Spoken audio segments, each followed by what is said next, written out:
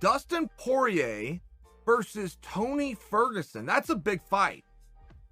Big fight, interesting fight, fun fight. Little bit surprised we've yet to see that fight. Now, when I say big, it sure has the potential to be if we are to take Khabib at his word. Now, the bad news with doing that is Khabib is a fighter and no fighter has a say over who other fighters face.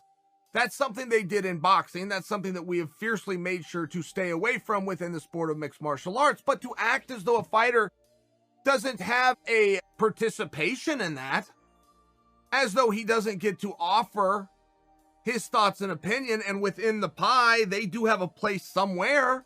What am I talking about? I'm talking about the fact that Khabib came out a week ago and said, I got no problem fighting Conor McGregor. All Conor McGregor has to do is go beat Dustin. You beat Dustin, I'll fight you. As a matter of fact, same thing goes for Tony.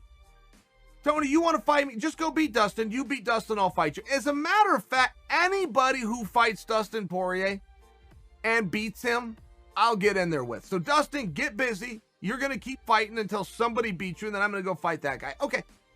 I found that very interesting. I found it interesting only because generally when you see a guy start to put parameters on who he will face, when a champion does this, it's very off-putting because the champion is following the golden rule of I want the biggest paycheck in front of the largest crowd against the easiest opponent. I'm going to do anything I can to get that, while playing the audience to a fool and acting as though that's not what I'm going to do. Well, this was totally different when Khabib did it.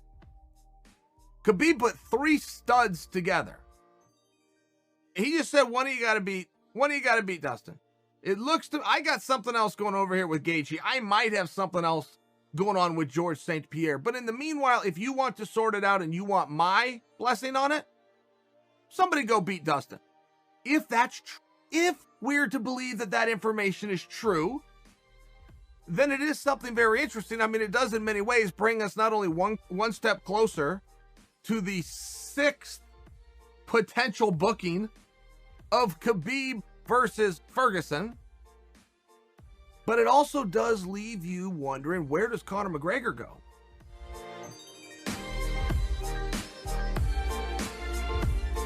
You always have to give credit. It's like I was saying before today, something about Sean O'Malley with Cheeto Vera. Like, I really rate Sean and I think he's going to be good, but you got beat, man. Take your loss. Have respect. You will be a champion, yeah, if that's easy, but don't start calling the guy who just beat you a journeyman. That's not the... I'm not throwing disrespect at him. I do think he's a good fighter, but there's 2 things that stuck on my mind. One was the way he lost, like he was crying ankle or something, and it just makes me think I fought 3 rounds with a complete tore MCL. Like, my knees are fucked, same as yours, mate. Yours are probably worse, but I know what I had to fight through for them 3 rounds. I couldn't use what I'm best at. I'm a master of movement and I couldn't do it, but I was there. There was no way where I was going, no way. Even when Rob was taking me down, I was in so much pain and agony. I was like, right, get back up, get back up, get back up. And number 2 is, I just think the way he's handling it after the fight is like, oh, he's a journeyman, I'm going to be a champion. Just, mate, just take your loss, give the respect, you'll be a champion, just forget all that. Well, it's a defense mechanism, isn't it? They don't want to accept it. It's denial, right? Sean O'Malley is a very good fighter, as you say, and he possibly is championship material. But, you know, fact is, he got his fucking arse kicked that night. Simple as that. And not accepting it, and I hope I don't offend him by saying this, that's just going to be detrimental. You just got to say, okay, fair play. He got me on the night. Fuck it. Won't happen again. The world's best of all lost. Like the Muhammad Ali's. I even believe Floyd Mayweather lost 2, even though he is, you know, one of a kind. We all lose. I am a world's best. You are a world's best, mate. We all lose. Take your loss. Go back. Come back.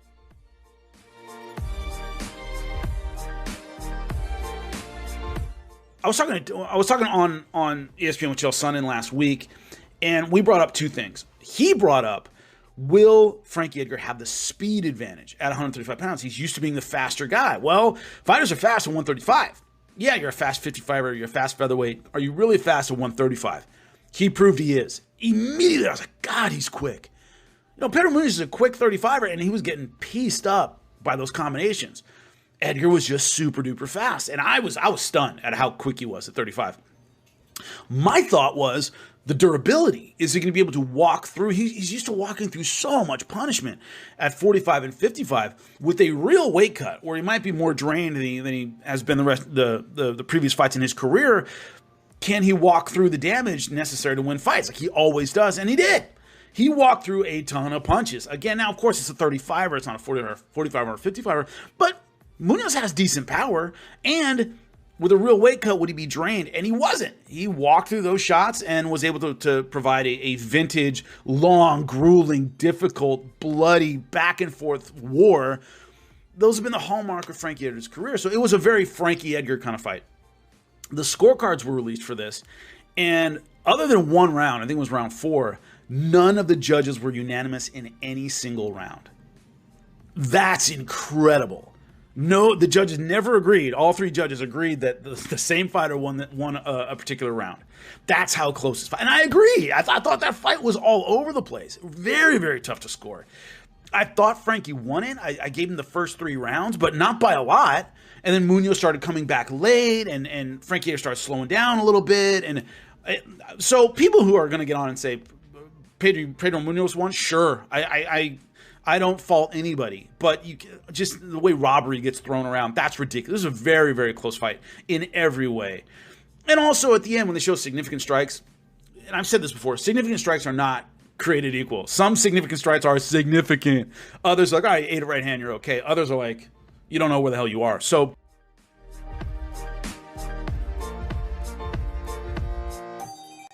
the 3 judges, Derek Cleary, Eric Colon, and Sal D'Amato. So Derek Cleary had it 48-47 for Frankie and gave him rounds 2, 3, and 5. So that's my biggest issue. When you look at the statistical discrepancy, when you look at the Verdict MMA Global Scorecard and look at that 3rd round singularly, that's my issue. And I'm going to take it a step further, Ken Flo. And you know, we interpret the judges' scorecards the way we interpret it. 3-2, 3-2, and 4-1, and that's it. 2-1, very simple. But if you do it in an aggregate way, Ken Flo, and I'm not trying to go into some mathematical equation here, but if you add up the aggregate scores, it's 143 to 142 for Pedro Munoz, okay?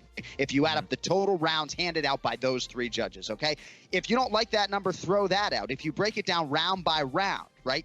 Derek Cleary had rounds 1 and 4 for Munoz. Eric Colon had rounds 3 and 4 for Munoz. Sal D'Amato obviously had 4 rounds for Munoz. So, all right, very quickly, let me say this. 2 out of 3 judges had Pedro Munoz in round 1, okay? So you give Pedro Munoz that round. All 3 judges had Frankie Edgar dominantly in round 2. Edgar gets that round. 2 of 3 judges had Munoz in round 3. So you give Pedro that round. And then all 3 judges gave Munoz round 4. So depending on how you even break down those 3 judges' scorecards, those 3 judges had it 3-2 for Pedro. So I don't know if you go to 5 judges, MMADecisions.com, 19-4 for Munoz. I didn't know who won after calling those 25 minutes. I'm just saying. The fact that the judges were so all over the place when it comes to their individual round scoring, and that Pedro technically had more points according to those 3 judges, I understand why he's a little bit upset here on a Monday. I didn't do that as officially as I would have liked, but you get the point. Yeah, no, definitely. You know, MMA Verdict, who I really like as well. I think they had it for Frankie by, you know, a hair. I think he edged him out there, but you know, it's tough, man. Listen, I think that from the perspective of where the judges are in the octagon, you just don't see all the action, period. You just don't. And again, considering that a couple of those rounds were pretty close, you know, you miss a punch here and there, you miss this and that. All right. Of course you could have gone the either way.